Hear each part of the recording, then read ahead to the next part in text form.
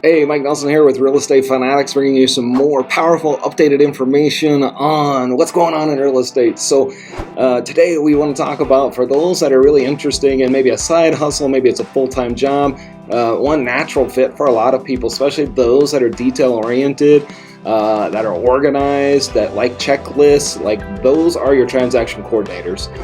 Some people like to get into the business to be a transaction coordinator. You can charge per transaction file fees. You can run your own small business out of that and partner with real estate agents. You have to be a transaction coordinator, honestly, in some capacity to be a real estate agent, because you've got to do the contracts. You've got to stay in front of dates and deadlines. You've got to know what you're talking about in the legality of the contracts. So we're going to talk more about that here in just a minute. If you're interested in side hustles or just how to be better as a real estate agent, either through yourself as a transaction coordinator or leveraging that out, we're going to talk about that today. Before we begin though, please subscribe to our channel down below. My Calendly link is put right here as well. And if you want to reach out, talk to me about anything real estate related, you want to talk about anything in general, schedules are filling up, booking up, but please feel free to find some times on there. Happy to talk with you about anything related to real estate. Also subscribe to our channel and click the notification bells down below, and you'll be notified of any new content that we roll out a couple times a week. So how do you become a transaction coordinator? Why would you want to become a transaction coordinator? I find sometimes in real estate, people just are really great sometimes at the details of being a transaction coordinator. They're really strong in their administrative skills. They really have a knack for details. Sometimes sales isn't exactly what they love to do. So many times it is, right? And I'm not saying you can't be an admin and a detail person to be a good real estate agent. Yet I do think sometimes people feel more comfortable doing more of the behind the scenes transaction coordination of it. You see a lot of licensed agents out there spin off and do their own transaction coordination businesses. In fact, we have one, put a little plug in there for Thrive Transaction Coordination. thrivetc.com. You can go look at that. We have expert licensed transaction coordinators that process files across multiple different states. It's just another revenue source opportunity. But really, why would you want to do this, and how would you start to do this? Well, if it were me, I would be going out and getting a license in the state that you work in, right? So if you're not a real estate agent, you have there's more trust in you, there's more, coverage for you if you have a license in the state that you're in. So go get a real estate license. You're gonna have to pay. You're gonna have to hang it with the brokerage, of course. You're gonna have to pay your E&O. You're gonna have to pay some bills out of that, but that's called running a business, right? So with that being said, you definitely want to go out and get your license first.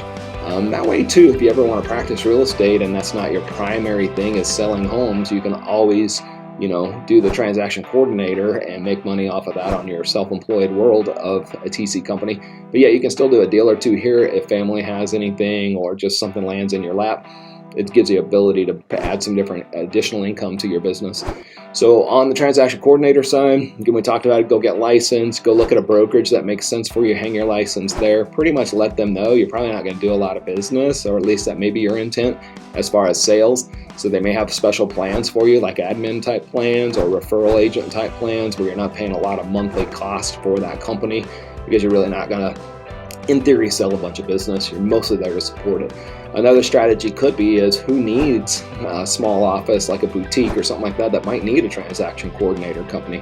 So hey, as part of my, hey, I'm gonna go hang my license here, do you guys have a need for a transaction coordinator? Because I would love to be that for you.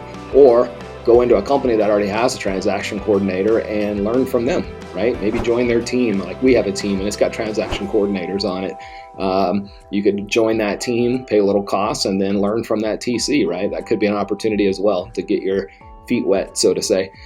So really what's kind of fun about it and interesting about it is you can then, start to build a system or a la carte. Like, hey, what services do you offer? What are you going to give to them? Like most third-party transaction coordinators are 1099, so it's like a per contract invoice thing. Feel free to go out to our thrivetc.com website and go ahead and look at some of the things that we do, rip off and duplicate, right? We do that in business all the time. Feel free to look at some of the services we offer, what we charge for it, and I would do that across a lot of other transaction coordination companies and see what they're doing, and then put a plan together for you.